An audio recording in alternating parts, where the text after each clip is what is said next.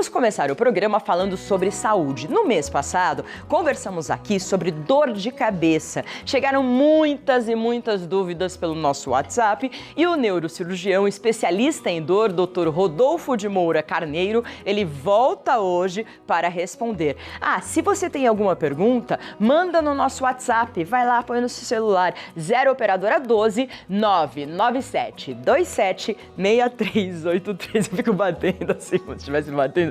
Vamos lá falar com o doutor. Então a gente vai responder as perguntas que já foram mandadas e as que vocês mandarem a partir de agora. Tudo bem, doutor? Tudo bem. Bom dia. Já tem Bom um dia. cérebro aqui para explicar sobre dores de cabeça. No fundo, já explicamos o básico, né? Mas dá só para fazer um resuminho para quem tá ligando Sim, agora sim. e não assistiu a nossa entrevista passada? A dor de cabeça é um sintoma muito comum e leva os pacientes a irem ao pronto-socorro e ter um sofrimento, um impacto na qualidade de vida dos pacientes. As grandes causas mais comuns dos tipos de dor de cabeça são a enxaqueca e a cefaleia tensional. E aí tem mais de 200 tipos de dor de cabeça. Não, peraí, as causas... As causas a gente divide basicamente em dois tipos. As primárias, aquelas nas quais não tem uma causa específica, mas uma disfunção na química cerebral. E a dor de cabeça é a própria doença. Sim. Né? E as secundárias, por exemplo, o paciente tem um sangramento na cabeça, tem um tumor cerebral, e aí essa tem de fato uma causa que a gente consegue ver no exame de imagem, por exemplo. Vamos agora às perguntas, porque eu gosto muito das perguntas, porque a gente meio que põe na prática, Sim. né, a dor e tudo isso. Vamos lá. Quer dizer, não põe na prática a dor de cabeça, vocês falam na prática como vocês estão sentindo. O Edson. Bom dia, me chamo Edson, tenho 32 anos, jovem, e sou de Belém do Pará. Beijo pro Belém do Pará. Sinto dores de cabeça frequentes desde criança. Já procurei diversos médicos e fiz todos os exames possíveis e até agora não encontraram nenhum diagnóstico. O que devo fazer? Essa pergunta do Edson é bem interessante porque, pelo que ele fala, uma dor de cabeça desde a infância tem alta probabilidade de ser uma enxaqueca. Né? E a enxaqueca, como eu já falei, ela é uma disfunção na química cerebral. Então, exames de imagem como tomografia ou ressonância podem não aparecer nada. Né? Então, o que ele precisa fazer é procurar um especialista, um neurologista ou neurocirurgião que possa diagnosticar a partir da história que ele conta da dor. Tá. Então é pelo histórico que vocês vão perceber se é enxaqueca ou não. Exatamente. Então, tem todas as características de enxaqueca, né, que é uma duração de 4 a 72 horas, geralmente unilateral, pulsátil, piora com a atividade física cotidiana, associada a náuseas, a luz incomoda, o barulho incomoda. Essas são as características mais comuns. E aí, baseado nessa história e no exame físico, para descartar outras doenças, porque o exame físico tem que ser normal. E os exames de imagem também normais. Então, baseado nesses critérios, pode-se diagnosticar. Então, ela pulsa, geralmente latejante, pulsátil. Pulsátil. Aqui em cima, na cabeça. Isso, de um lado da cabeça. Pode pegar Eu não entendi quando você falou sobre exercício físico. A pessoa não pode fazer exercício físico? Tem um tipo de... Durante a crise. Durante a crise, as atividades habituais, por exemplo, caminhar ou fazer algum pequeno exercício, piora a dor. Né? Então, por isso que as pessoas, quando têm uma crise de enxaqueca, elas preferem ir para um quarto escuro, ficarem quietas. Tem pessoas que não conseguem trabalhar, que tem que ir para o hospital mesmo. É uma causa importante de falta ao trabalho. Tá, isso seria químico? Seria uma disfunção química. E aí o remédio ideal é ficar na cama, descansando e deixar a crise passar. Aí esse tem as medidas medicamentosas e não medicamentosas. Dentre as medidas não medicamentosas, o isolamento, dormir, pode ser uma medida para aliviar a dor. Simples fato de dormir, às vezes o paciente já acorda melhor da dor. Tá. Bom, vamos à segunda pergunta. Maria Osana. Sinto muita tontura quando tenho dores de cabeça. Pode ser de enxaqueca? Pode. Pode. É bem possível. A tontura ou termo médico vertigem é muito associada à dor de cabeça. Então, aqui você vê umas luzinhas, não é? Não, isso é outra situação. Isso é a aura. Né? A vertigem, ela pode vir junto com a dor de cabeça ou antes. Né? E é bastante comum. Certo. Então, essa tontura e tudo é comum. Comum. E aí, comum. o que a pessoa tem que fazer quando tem isso? Aí são medicamentos específicos. Ela já começa a tomar... Aqueles medicamentos de farmácia adiantam para dor de... Ou aqueles que falam que tem cafeína e que é para enxaqueca, adianta? A cafeína, ela é um pouco polêmica porque ela ajuda na dor, mas ela pode também piorar a dor se tomada em altas doses. E o tratamento, ele vai depender da intensidade da dor e da frequência dessas dores. Por exemplo, um paciente que tem enxaqueca mais do que 2 vezes por semana, o tratamento ele não é mais só sintomático, ele tem que ser um tratamento preventivo da dor. Então, aí vai variar. Se a dor é leve, talvez um analgésico simples possa resolver o problema. Eu não sei se eu te contei que eu tive muitas crises de enxaqueca, não sei se eu contei ou para outro médico. E eu comecei a tomar, e desde 15 anos de idade eu tinha essas dores assim de não aguentar sair da cama. Sim. Aí eu comecei a fazer um tratamento com o neurologista, que eu tomei um remédio, eu acho que eu nem vou falar o nome do remédio, que eu tenho medo que as pessoas, mas era um remédio que ele era, basicamente ele era pro coração, mas ele tinha um efeito colateral que ajudava. Sim. Eu tomei esse remédio, eu tomava todos os dias. Sim. Acho que eu tomei por mais de 10 anos. E de repente melhorou, assim, começou a melhorar, as crises começaram a não ser tão intensas, mas eu tive que fazer esse tratamento sim. Hoje não faço mais. Existem vários grupos de medicamentos, né? Desses que são os beta-bloqueadores que você está falando, os antidepressivos, aquele grupo dos neuromoduladores que tem alguns medicamentos específicos. Então, tem vários tipos de medicamentos que podem ser usados. Aí cada paciente vai ter que... Então, se você tiver a enxaqueca com uma certa frequência, então procure um médico mesmo. Com certeza. Né? Porque ele vai ter que te dar um tratamento preventivo. Sim. Esse que eu tomava era vasoconstritor, porque eu sentia minha cabeça, principalmente no verão agora, essa época, minha cabeça estourava, assim, parece que pulsava muito com o calor, porque os vasos, eles dilatam, não é isso? Algumas pessoas com mudanças climáticas podem desencadear a crise, por exemplo, frio, altas altitudes, né, devido à diminuição do oxigênio, mudanças na temperatura, calor, muita luminosidade, sol muito forte. Então, são fatores também que podem desencadear crises. E alimentos? Porque a gente falou de cafeína no remédio, só que falam que o café te gera mais dor de cabeça. O café pode aliviar a dor, mas também pode provocar dor quando já passa para uma dependência química. Por exemplo, a pessoa que está viciada no café, se ela parar de tomar café, ela pode ter dor de cabeça, né? Eu não entendo muito bem isso, porque tem pessoas que aliviam, né, e tem pessoas que não podem de jeito nenhum, é como chocolate. Sim. Né?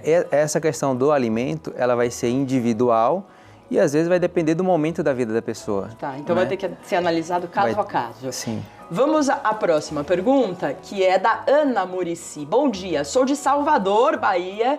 No período menstrual sinto dores de cabeça horríveis, chego a ter náuseas e vômitos. Pode ser enxaqueca? Também tomo antidepressivo. Eles podem causar dor? Excelentes perguntas. Pode ser enxaqueca. Tem alguns tipos de enxaqueca que só ocorrem no período menstrual, que são influenciadas pela variação hormonal, e alguns que ocorrem fora do período menstrual e que são intensificadas no período menstrual. É importante essa diferenciação para poder orientar o tratamento. Sei. Porque quando está no período menstrual, muitas amigas minhas têm dores de cabeça, que não quer dizer também que é enxaqueca, não é? Aí tem que ver a história da dor de cabeça, né? É bem comum ser enxaqueca. Né? Aí tem que ver se ela tem aquelas características, né? Pulsátil, unilateral, do moderada a intensa, né? Para poder caracterizar a enxaqueca. Mas você pode, no período menstrual, ter uma dor de cabeça que não seja enxaqueca. Pode. Que não tem essas características. Pode. E aí o que a gente deve fazer? Aí tem que ver o quanto essa dor está impactando na sua vida. Se ela estiver te prejudicando, atrapalhando o trabalho, aí procurar um especialista para investigar, porque não é normal e tem que ser investigado, deve ser tratado. Mas no período menstrual não é normal? É comum, mas se ela está acontecendo, o paciente deve tratar. Tá, se está te incomodando, se tá incomodando ao nível de você não conseguir trabalhar. Só a última resposta, o antidepressivo, ele pode causar dor de cabeça? Pode. Se você pegar a bula de qualquer medicamento, você vai ver que um dos sintomas mais comuns é provocar dor de cabeça. É dor de cabeça. Então, o medicamento que provoca dor de cabeça em um paciente pode não provocar no outro. Então, é muito particular e individual a resposta. Né? Mas qualquer medicamento pode provocar dor de cabeça. E aí, para ter essa certeza, aí teria que parar o medicamento por um tempo e observar se a dor de cabeça melhorou ou diminuiu, né? Doutor Rodolfo, a gente já continua, eu vou pedir um minutinho, continuaremos com as perguntas de vocês, e inclusive as perguntas que já mandaram e as perguntas que estão sendo mandadas agora. Doutor Rodolfo de Moura Carneiro, neurocirurgião, especialista em dor, está nos respondendo as perguntas sobre dor de cabeça. Mônica Santos, bom dia, tenho 37 anos e sofro de enxaqueca. Ela chega sem esperar e é muito frequente. A única coisa que melhora é a combinação de 2 medicamentos bem fortes. Esses medicamentos vão prejudicar outros órgãos a longo prazo? Ela é de Brumado, Bahia. Um beijo pra Bahia. Precisava saber os medicamentos, né? Mônica, como que é? A resposta é depende. Depende da frequência que ela usa esses medicamentos e, obviamente, do tipo de medicamento. A gente sabe que os anti-inflamatórios usados de forma abusiva, eles podem afetar o estômago e os rins. Né? Então tem que ter cuidado, tem que ter prudência no uso. E também o uso abusivo de analgésicos, anti-inflamatórios ou mesmo opioides pode provocar dependência química. E aí desencadear a crise de dor. Até o analgésico? É menos comum o analgésico, mas tem critérios para definir isso. Por exemplo, o paciente que utiliza o analgésico, por exemplo, mais do que 15 dias por mês, né, e você tira o analgésico e a dor melhora, está mostrado que ele tem uma cefaleia, por exemplo, por abuso de analgésicos. Nossa! Impressionante. A cefaleia normal, a dor de cabeça que incomoda, às vezes a pessoa num dia ou outro, ela acontece em que parte aqui? Como que é, doutor? A dor de cabeça, ela pode ocorrer em qualquer parte do aqui do desde crânio. A testa. Ela pode ocorrer em qualquer parte. E essa que às vezes é a mais comum, na verdade, que é a tensional, ela pode pegar toda a cabeça, no topo da cabeça ou aqui na região frontal. Tá, essa dor de cabeça que é a mais normal. É a mais comum, a mais normal. E a enxaqueca que você falou é aqui de um dos lados, geralmente, e pulsando. A enxaqueca, ela pega um lado, pode alternar para o outro lado também, mas ela geralmente pega um lado só naquele momento em que o paciente tem a crise. Então, a Mônica falou que a enxaqueca dela chega e ela não percebe. Dá pra gente prever um pouco quando ela vai algumas acontecer? pessoas têm os sintomas que são os pródromos, que é aqueles que vêm antes da dor, que pode ser uma irritabilidade, uma falta de concentração. Ela percebe que tem alguma coisa estranha. E também pode ter a aura, que são sintomas neurológicos localizados que vêm lentamente, vão progredindo e que vêm antes da dor de cabeça. Então, são aquelas luzinhas? 90% dos pacientes, quando tem esses sintomas, tem essa aura, tem essa visual. Né, que são pontos de luz brilhantes, né, imagens em zigue-zague e às vezes até pontos escuros. Né, mas podem ocorrer também, tem paciente, por exemplo, que pode ficar com um lado do corpo dormente ou mesmo mais fraco, metade do corpo mais fraco. Enxaqueca é muito sério, é terrível mesmo, só quem tem sabe, e assim, às vezes, acho que eu já citei aqui, às vezes o empregador não entende uma enxaqueca ou a dor de cabeça, parece uma coisa, toma um analgésico e acabou, e não é bem assim, por isso que assim, tudo que eu aprendi com o doutor e com outros médicos que vêm aqui, é o tratamento preventivo, não adianta, se você tem que nem a Mônica, ela já tem enxaqueca já há muito tempo, tem que procurar um médico, um neurocirurgião Cirurgião ou neurologista para fazer o tratamento preventivo, porque não dá para ficar o tempo todo com essa enxaqueca tão forte, né? Te atrapalha nas funções normais da vida, né? Vamos à próxima pergunta, que é do Gilberto Mineiro. É o Gilberto Mineiro, mas ele é de São Luís. Eu sou Gilberto de São Luís. Gostaria de saber se em qualquer estágio da enxaqueca pode haver tratamento. Mesmo viciado em analgésicos, um enxaquecado pode fazer o tratamento? A enxaqueca ela pode ser tratada em qualquer estágio, né? Em qualquer fase da dor também. Seja, por exemplo, um paciente que tem a áurea, ele já pode tomar alguns medicamentos específicos no momento em que ele tem a áurea, mesmo sem ter a dor, né? E se ele tem crises frequentes, ele vai para um tipo de tratamento. Se ele tem crises de vez em quando episódicas, vai para outro tipo de tratamento. Mas ela sempre pode ser tratada a qualquer momento. Tá, então, para o Gilberto, vamos resumir. Na crise, se foi muito forte, vai no pronto-socorro e eles vão fazer um tratamento de choque. Sim, né? sim. Sobre esse vício em analgésico, vai tirar aos poucos, é isso? Não. Não? O analgésico, na verdade, se ele tiver, a gente vai ver os medicamentos que o paciente está tomando. Se tiver a percepção de que ele tem um vício, um abuso dos analgésicos, esses analgésicos vão ser retirados, porque esses analgésicos em excessos, eles muitas vezes causam refratariedade ao tratamento. Eles não permitem que o paciente melhore, porque o uso abusivo de analgésicos tira as defesas de dor própria do nosso organismo. Então, esses medicamentos são suspensos e aí medicamentos de transição para o paciente passar por esse período, que geralmente dura 7 dias, são prescritos, né?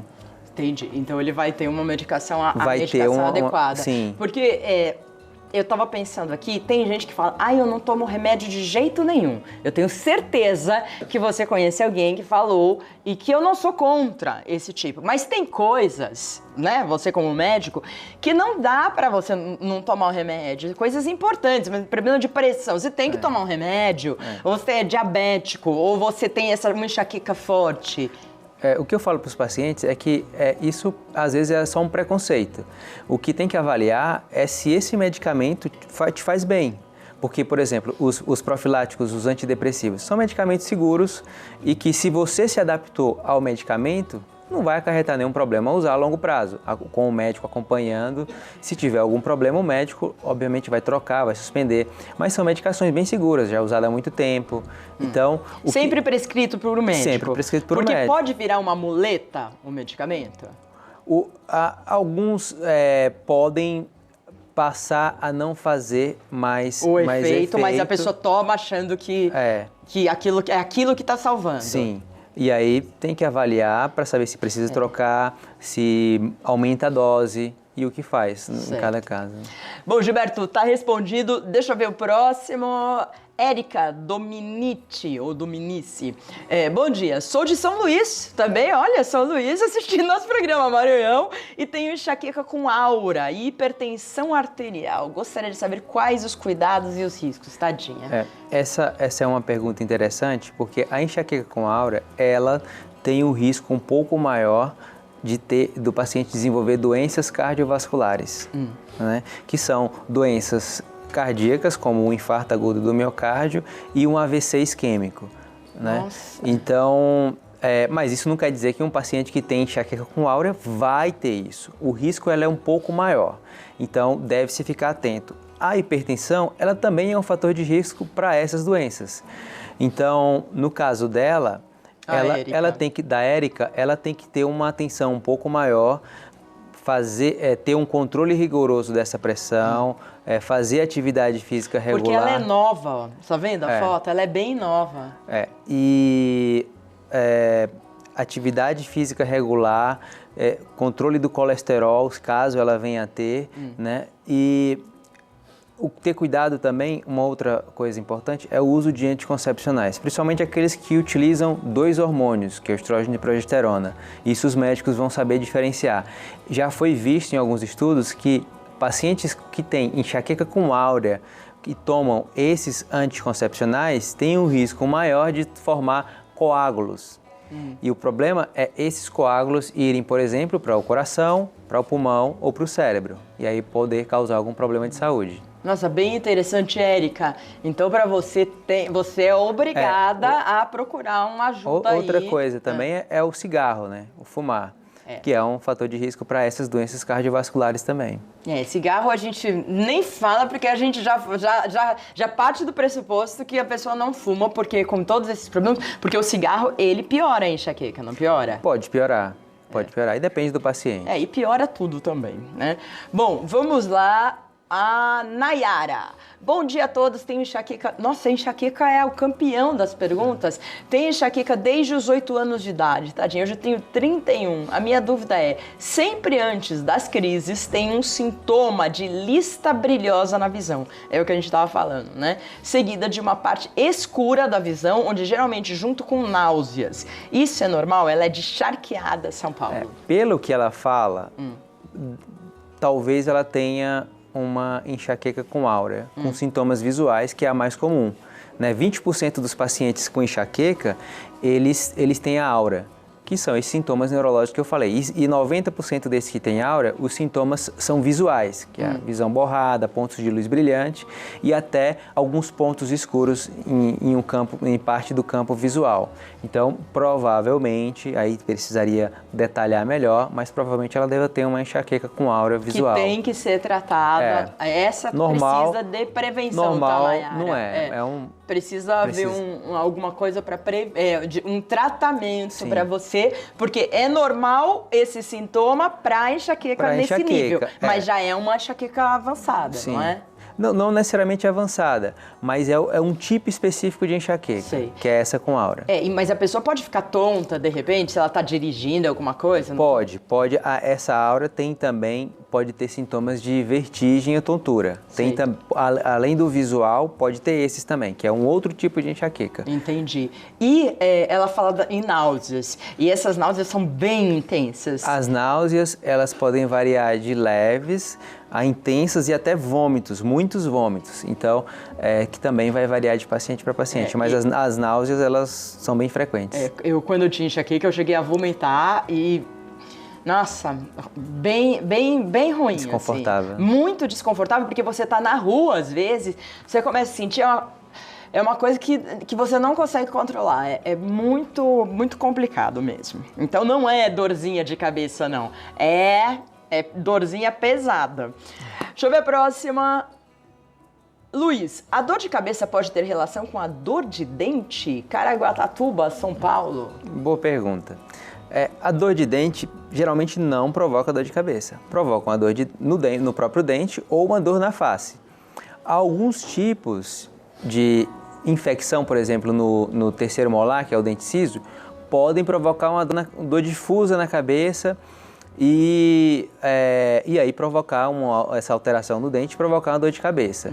E é interessante que isso é uma dor referida, na verdade, que é aquela dor que vai à distância de onde está o problema. Né?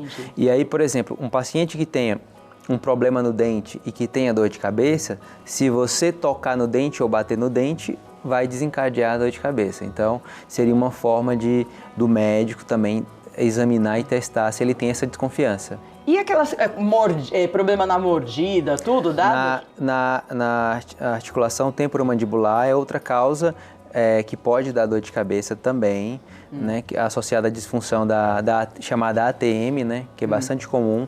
Então, pode sim provocar dor de cabeça. E, inclusive, os pacientes que podem ter estalos, né, quando abre e fecha a boca, né, e ter muita dor na própria palpação e da musculatura em volta aqui. Então, é comum. E já que a gente está falando de dente, a última pergunta sobre dente. Bruxismo pode gerar dor de cabeça? Pode. Bruxismo está associada a várias coisas, né? Geralmente são pessoas um pouco ansiosas. Então pode quebrar dente, pode ter tensão em toda a musculatura do crânio, da face e ter dor de cabeça ou intensificar, por exemplo, uma enxaqueca que ele já tenha. Então tem que ser tratado também. Entendi. Nossa, tem tanta coisa, né? Porque né, a pessoa às vezes tem enxaqueca, tem bruxismo também, e gera uma outra dor de cabeça, né? Nós, seres humanos, toda hora tem que ficar atento. Deixa eu ver a próxima pergunta. Solange Ribeiro, ela é de Minas Gerais. Gostaria de saber se quando se sente dores muito fortes na cabeça, acompanhadas de vômito, pode ter relação com problema de fígado ou estresse. É difícil falar assim, sem ter uma caracterização detalhada dessa dor dela, né? Mas o que a gente sabe é que se, por exemplo, ela venha a ter uma enxaqueca, por exemplo, que fatores psicológicos como estresse, ansiedade, podem ser gatilhos para desencadear a crise. Tá. E fatores alimentares podem também desencadear a crise. E esses são, muitas vezes, ditos como problema no fígado. Né? Mas, na verdade, são uma intolerância a determinado alimento ou o paciente, aquele alimento é um gatilho provocador e o paciente diz que aquilo é um problema no fígado. Mas problema no fígado, de fato, para provocar dor de cabeça, tem que ser um problema muito grave. Muito grave, uma insuficiência hepática aguda, muito grave, é um então problema dramático, que não acredito que não seja o caso dela. Tá, então deve ser enxaqueca e outras coisas, tem que ser averiguado, Sim. Né? Falando em alimentação, daqui a pouco nós vamos falar sobre os benefícios dos alimentos orgânicos. Doutor, só dá uma pitadinha, a gente vai ter uma nutricionista, a Estela aqui, que vai explicar, inclusive, o mal que os agrotóxicos, que estão em vários produtos, causam para o nosso organismo. A alimentação orgânica, ela é, assim, aquela que vem da terra, o normalzão, que sempre aconteceu na história, é a melhor coisa que a gente pode ter para a saúde, não é? São alimentos que vencem os agrotóxicos, né? Então, a gente acredita que poderiam promover um benefício para a saúde, porque a gente sabe que os agrotóxicos têm uma química muito grande. E isso influencia para ter dor de cabeça. Podem causar problemas que às vezes a gente nem conhece, né? Exatamente. Doutor, quero agradecer, doutor Rodolfo de Moura Carneiro, Obrigado. Neurocirurgião, especialista em dor. Contato do WhatsApp 0 operadora 11 97327 7727 e o site www.colunaeneuro.com.br. Muito obrigada, doutor. Obrigado. Volte outras vezes, que eu tenho certeza que tem muitas outras perguntas. Tchau. Muito obrigada. Mas